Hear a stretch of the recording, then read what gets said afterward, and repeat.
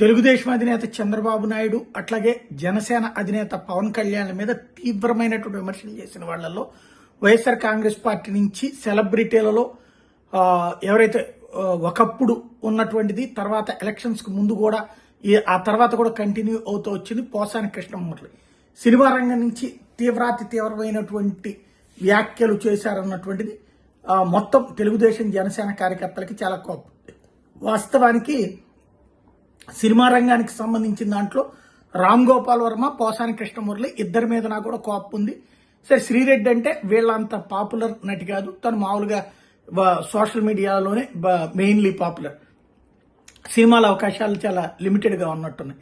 అయితే పోసాని కృష్ణమురళి తాజాగా అంటే ఆ మధ్యన వ్యాఖ్యలు చేస్తూ ఉండేవారు. తర్వాత ప్రభుత్వం పడిపోయిన తర్వాత కూడా మొదట మాట్లాడి ఆ తర్వాత ఈ సినిమా రంగంలోనూ సమస్యలే, అట్లాగే నిజ జీవితంలో కూడా సహకరించే పరిస్థితి ఉండదు అని గమనించిన తర్వాత తాను రాజకీయాల నుంచి తప్పుకుంటున్నట్టు ప్రకటించారు. రాజకీయ సన్యాసం చేస్తున్నట్టు ప్రకటించి నాకు జీవితంలో ఏ పార్టీ తరపున పోటీ చేయనని చెప్తూ తనని ఇప్పటిదాకా ఎవరినైనా మనసును నొప్పించుంటే క్షమించండి అంటూ ఓ ప్రకటన చేసేశారు.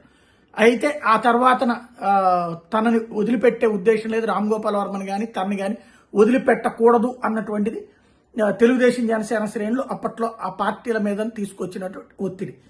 ఇప్పుడు పోసాని కృష్ణమురళి అకస్మాత్తుగా ఈవేళ పోసాని కృష్ణమురళిని హైదరాబాద్లో అరెస్ట్ చేశారు. అనంతపురం నుండి హైదరాబాద్ వెళ్లినటువంటి పోలీసులు పోసాని కృష్ణమురళిని అరెస్ట్ చేసి అనంతపురానికి తరలిస్తున్నారు. అక్కడ కోర్టులో ప్రొడ్యూస్ చేస్తారు రేపు తీసుకొచ్చాక మొదట విచారించి ఆ పైన హాస్పిటల్కి చూపించి హాస్పిటల్లో టెస్టుల తర్వాత రేపు రాత్రికి రిమాండ్, అంటే కొన్ని రోజుల పాటు జైల్లో ఉండేటటువంటి, అంటే ఇప్పుడు అరెస్ట్ చేయడం అంటే ఇవాళ వచ్చేటోడికి బుధవారం అయిపోయింది, ఇవాళ శివరాత్రి సెలవు అయిపోయింది, ఇవాళ ఉండదు, ప్రాబ్లం లేదు. కాబట్టి రేపు తర్వాత చేస్తే ఇదంతా అంటే విచారణ పూర్తయి అంతా అయ్యేటప్పటికి కనీసం ఆదివారం దాకా బెయిల్ రాకుండా ఉంటుంది. సోమ మంగళ ఆ తర్వాత అంటే కనీసం ఒక వారం రోజులు జైల్లో ఉంచేటటువంటి యాక్టివిటీ జరగబోతోంది. ఓవరాల్ గా ఏదైతే రెడ్ బుక్ లో పేర్లు రాశామన్నటువంటి దాంట్లో వన్ ఆఫ్ ద కేసు అని చెప్పాలా పోసాని కృష్ణమురళి అరెస్ట్ అన్నటువంటిది ఆకస్మిక సంచలనం.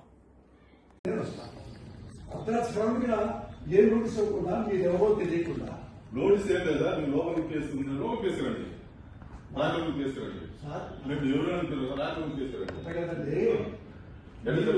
నోటీసు పంపిస్తే నేను హాస్పిటల్కి వెళ్ళి ట్రీట్మెంట్ చేసుకొని వస్తా. సార్ మేము అరెస్ట్ చేస్తాం సార్, మీరు కోఆపరేట్ చేయండి, లేదంటే మీరు కంప్లైంట్ చేయాల్సి వస్తుంది. అంటే మా డ్యూటీగా ఒకటి వినండి సార్, మా కోఆపరేషన్ చేయండి. మీరు పేషెంట్ కూడా కోఆపరేట్ చేయాలా? పేషెంట్ కొన్ని రివ్యూ చేస్తున్నారండి, మేము చూసినాము. మా ఇల్లు కూర్చోండి, తీసుకుని రండి, కోఆపరేట్ చేయండి. పోలీసు మీ ఇంటి కదా కేసు ఉంటే ఎవరింటికైనా ఎక్కడైనా జమ్మూ కాశ్మీర్ టు ఇండియా ఎక్కడైనా మీరు అరెస్ట్ చేసే అధికారం మాకు ఉంది. మేము ప్లీజ్ చెప్పేది రండి. పోలీస్ కి BNSS యాక్ట్